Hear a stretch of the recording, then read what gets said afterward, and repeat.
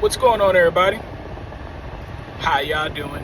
So this is Men's Mental Health Awareness Month, and I thought I'd just share a quick gem, some insight on what has helped me with my mental health, because this has been a struggle way before this was a popular and very dissected topic.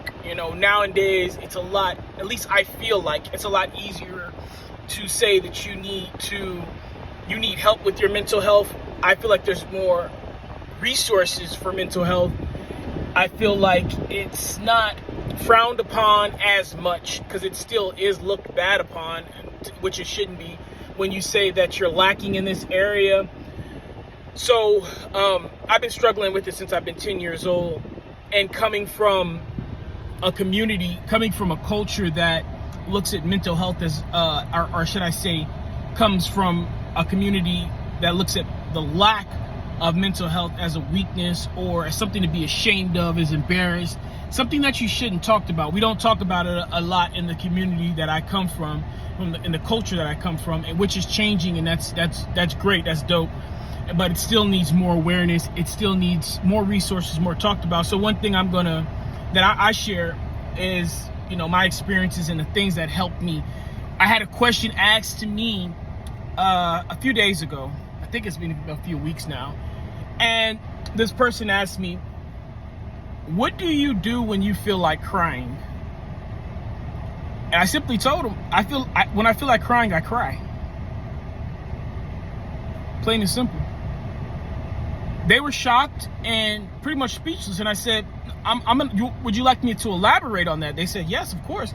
Now, I'm not saying when I feel like crying, I just break down and cry right then and there. I'm not at that stage in my life. I don't have that issue in my life, I should say. I have resources, training, and tools that I've developed that when I feel like crying, I do cry. But first, I take stock, I take inventory of where I'm at, who I'm around. I won't just cry in front of anybody. I won't just cry anywhere. But if I feel like I need to cry, I cry. And we're going to talk about that in a moment.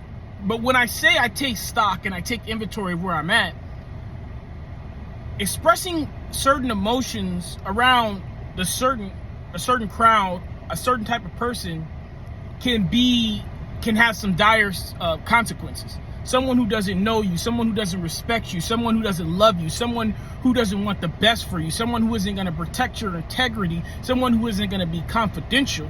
You can break down crying in front of someone and they'll go tell everybody and their mama. You can break down crying at somebody and they'll take this as a chance to expose you and try to make it seem like it's a weakness. You can break down crying from somebody and they will label you as mentally unstable, and it can cost you opportunities, and it can be a negative to your character depending on exactly where you're at. So you're not going to see me break down crying at work. You're not going to see me break down crying at the gym. But if I do need to cry, I will call the right person. I'll call the homie and say, hey, you know what? I need a minute of your time if you have it. Schedule a session with your therapist, with your counselor, with the family member, with the pastor, with the spiritual guider, and you need to express those emotions. That's what brings me to my second point. The reason I don't try to fight off anything I'm feeling, the reason I don't try to tell myself that I don't feel it or convince myself to bottle it up, is because we have seen what happens in almost 100% of the circumstances when you bottle up emotions. You end up popping. You end up breaking down. You end up exploding. It comes out and it becomes uncontrollable when it does. It just erupts and continues to overflow and overflow and overflow. So, in my experience, any emotion that you feel must be dealt with. It must be channeled. It must be digested and broken down. You have to cleanse yourself. You have to experience that emotion. This is especially true for anger. When you're feeling angry, it is not a good idea. It does not behoove you to say that you're not angry when you are. Especially as a man, you cannot lie to yourself and say, that didn't make me upset. That didn't make me angry. That didn't make me mad. You need to accept, yes, I'm pissed off right now. Now, the next part, after accepting your emotions, you have to now deal with them. You're in this moment, and you must now, in a safe, calm, and productive way, channel and expunge those emotions. In my opinion, the best way is the gym. It's time to knock out some push-ups, some crunches. Go ahead and put 205 on that bar because I'm about to squat. You dig? Like we gonna get this stress out. That's what we gonna do.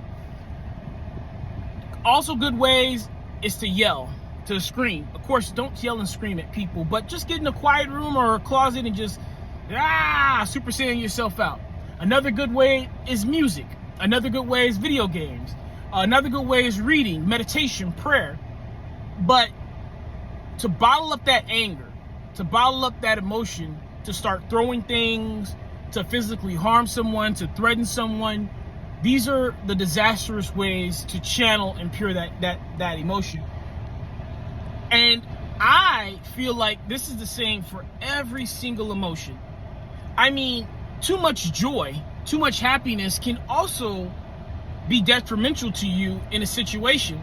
And I'll explain that in a moment too. So any emotion that you're going through, you must experience it thoroughly until you come back to your zen. I know I'm throwing a lot at you, and this is not something that I just discovered overnight. This is something that took me over 20 years to find out.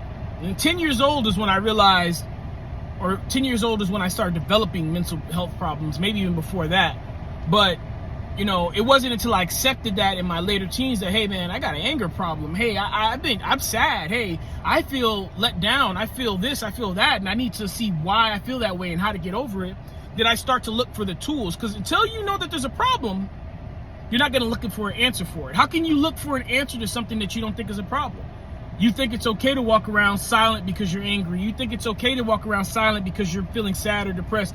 You know, you think it's okay not to be able to go to have anybody to go to express when you get a promotion because everybody just, you know, nonchalantly says, oh, that's what you're supposed to be doing.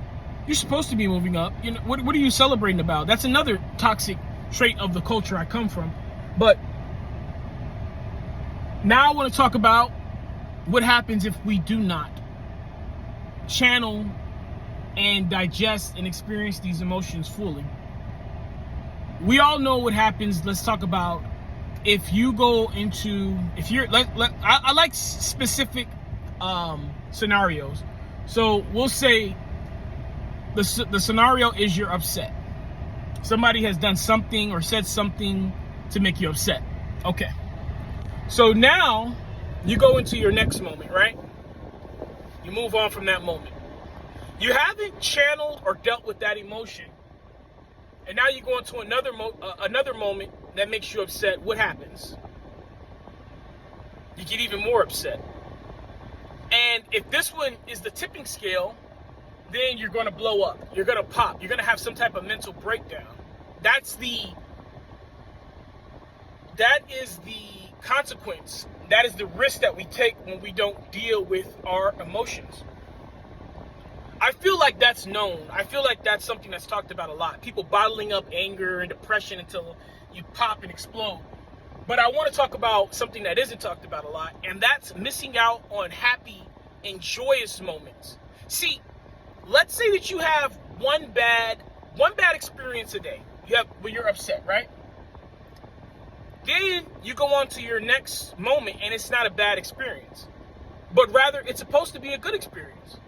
Your fiance or wife tells you about a promotion that she got. Your best friend tells you about completing a college degree. You have a family member who says how they have come to terms and gotten grips over a health issue that has been plaguing them. You have your daughter come to you and say how she's met a new friend and how she's, overfilled and happy about this